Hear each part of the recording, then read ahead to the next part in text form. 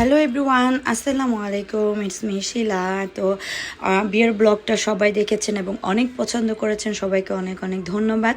তো বিয়ের পরে হচ্ছে অদ্রিকার একটা এক্সাম ছিল, তো ওটা শেষ হয়ে গেছে, পর আমি একটু ফ্রি হয়েছি।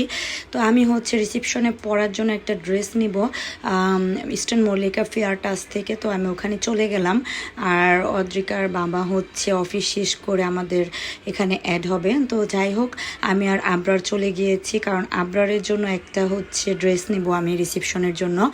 তো এই জন্য আমরা দুজনে হচ্ছে চলে গেলাম। তো ফেয়ার টাচটা হচ্ছে আমি অনলাইনে দেখেছি, ওদের ড্রেস কালেকশন খুবই খুবই ভালো ছিল।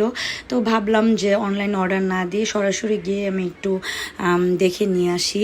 আর যেহেতু আমি একদমই সময় পাই নাই, কারণ একদম বিয়ের ডেট শুরু মানে যেদিন দিয়েছে তার পরের দিন থেকে অদ্রিকার এক্সাম ছিল।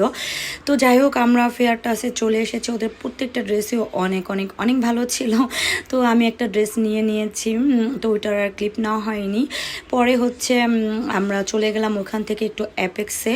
তো এখানে একটু কাজ ছিল, তো সেটা করার পরে দেন হচ্ছে আমরা চলে গেলাম হচ্ছে টেস্টিটিতে আবরারের জন্য। আবরার হচ্ছে ডোনেট খাবে, তো ওখানেই চলে গেলাম। আর এখান থেকে হচ্ছে আরও কিছু কেনাকাটার প্রয়োজন ছিল, বাট অদ্রিকার বাবা হচ্ছে অফিস করে এসে টায়ার্ড হয়ে গিয়েছে, বলতেছে তুমি অন্য একদিন আইসো। তো আমার আবার যেতে হবে, কিছু করার ছিল না। তো যাই হোক, পরে হচ্ছে আবার নাস্তা করার পরে দেন আমরা বাসায় চলে আসি। তারপরে হচ্ছে এই অদ্রিকার হচ্ছে বাসায় ছিল, আমি হচ্ছে আবরারকে নিয়ে চলে গিয়েছিলাম একটু আর্সেন গেটে। দিহানের বার্থডে ছিল, তো আমি তাই একটু সারপ্রাইজ করার জন্য কেক নিয়ে যাচ্ছিলাম। তো ওর বার্থডেতে মানে বলছিল এবার আর কি করবে না, সামনে হচ্ছে বিয়ের প্রোগ্রাম, সবাই একটু ব্যস্ত ছিল। তো যাই হোক, আমি বললাম বাচ্চা মানুষ, তো একটা কেক নিয়ে আসলাম। তারপরে হচ্ছে আপুর বাসায় চলে যাব সরাসরি। আর এই তো আমাদের সেই ফেভারিট প্লেস ফুড প্লেস থেকে আমি কেকটা নিয়েছি। আর এই তো দিহানদের বাসায় আমরা চলে যাচ্ছিলাম। আর আর এই তো আর অদ্রিকাও মানে সাথে আসছে, পরে অ্যাড হয়েছে। আর আমরা হচ্ছে চলে আসছি, দিহান তো পুরোই অবাক হয়ে গিয়েছে। তারপরেই তো কেকটা খুবই সুন্দর ছিল। আর আপু আবার আমাদের দেখে হচ্ছে রান্না বসাইছে, ওরা কোনো প্ল্যান ছিল না। আবার হচ্ছে অদ্রিকার বাবাকে আসতে বলছে, আমার আব্বা মাকে আসতে বলছে। তো যাই হোক, আমরা হচ্ছে খুব সুন্দর একটা সন্ধ্যা উপভোগ করলাম, খুব ভালো লেগেছে।